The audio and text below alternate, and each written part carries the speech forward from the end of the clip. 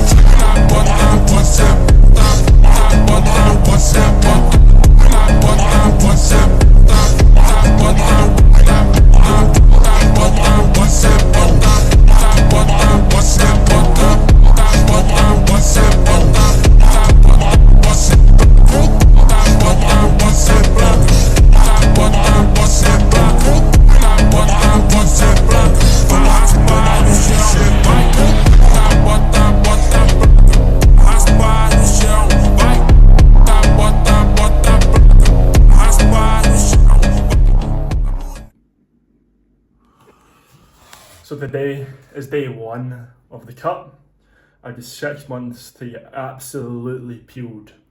First, I've got a holiday in 15 weeks. And I'm starting at £223. And I suspect I'm going to get to 175, 180. So that is a hell of a drop. We are going to be locking in, nailing everything. Macros, calories, nailing steps, cardio, workouts, rest, recovery. We're just locking in and we're just going to taper all the way down. Now, I'm going to suffer. This is going to be some real suffering. This is my face now, I'm actually quite excited. But I'm excited because I know the more I suffer, the leaner I'm gonna get. The more I am in pain, the more shredded, the less fat, the just absolute phenomenal physique I'll be in. I'll be able to expose all the muscle density, all the tissue that I've been building for the last 7 months, bulking. I'm very excited. And sometimes you have to suffer. There's this quote by Marcus Aurelius. You'll know him for many things, but he was also the person that made Stoicism. And the quote is, if it's endurable, endure it, stop complaining. And I think it's such a phenomenal quote because we quite often think that we are the first to ever experience bad, where we're the only ones in our current situation. We're the only ones that have ever gone through our current situation. And it's quite a self-centered mentality, but all humans do it. All humans can have that like center of the universe type thing going on in their mind. But it's just because we're in our mind. And when you're going through something extremely hard, you always think it's harder when you're in it than when you look back on it. When you look back on an extremely hard task or journey or hurdle or obstacle, you tend to think of it fondly. So like the way I like to think about it is like if you've ever done an ice bath, right? When you're in the ice bath or before you go into it, you're like, I don't want to do this, I don't want to do this. When you get into it, you're like, oh shit, it's cold. My body's telling me to get out. My feet hurt, my hands hurt, this is freezing, my hands are now shaking, I want to get out. Or if you've ever done something like you're scared of, like I'm scared of heights. So like cliff jumping scares me, right? Or anything like heights really.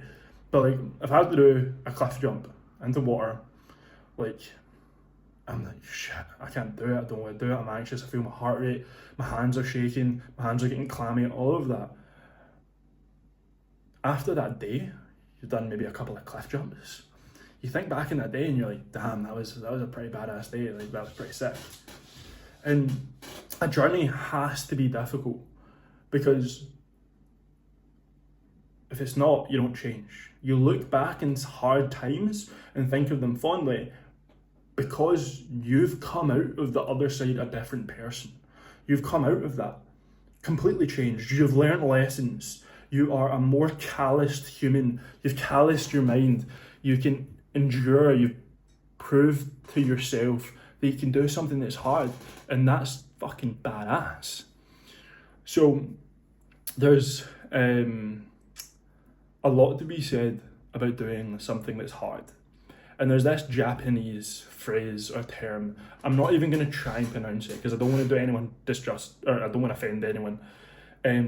But it's this phrase that essentially says, do something so hard once a year that you'll remember for the rest of your life. Do something so challenging that it has an impact on the rest of your life, and do that thing once a year, or do something that contributes that once a year. And this year, this is going to be mine. This is going to be my hard thing that I remember. This next 6 months of cutting and dialing down is going to be something that I remember, and I need to soak in those feelings. Everything that's tough, everything that's hard, every time I want to stop, every time I want to quit, I need to just lock into the fact that, well, I'm actually going to be really proud of myself when I get through it and get to the other side. So imagine if that was your thing this year.